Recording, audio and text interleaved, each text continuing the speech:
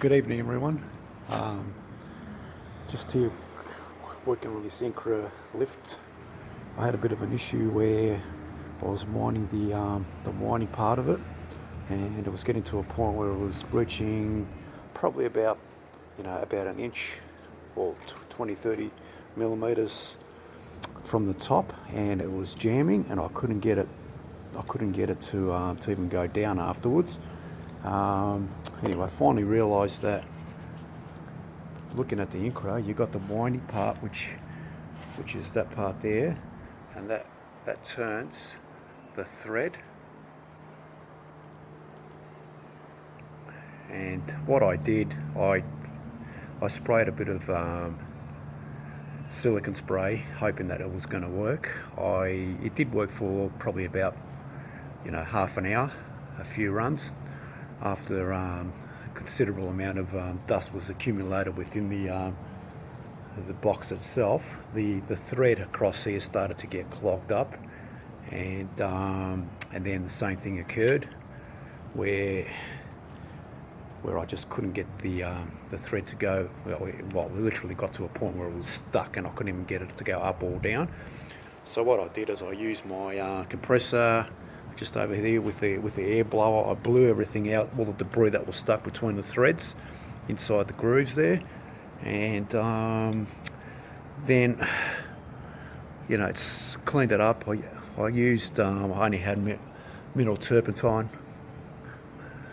I was going to use some methylated spirits, but I didn't have any on board at this stage, so I just grabbed some of that. I'm hoping that just at least get rid of that excess silicone spray that I sprayed previously. And I would hope that this is somehow going to get better. It is winding now with ease all the way. You'll see that point across there that will hit the rubber seal, and that is just a piece of cake. It's just going slowly but surely, but it's getting there. That's it, reached its final point there, and it is winding back down to where this end point touches the final point of that tube. So it's pretty easy, just as you can see. It's winding it out, and it is winding very, very easy. So you will come across an issue where your Incra or router lift would start, all these threads start to get clogged up with all the dust, all the fine particles, and once this point in here obviously tries to cross the thread, it does get clogged up, and then you've got the issue of not being able to lift it up or even drop it down. It's the issue that I had. I mean, I forced it to go down.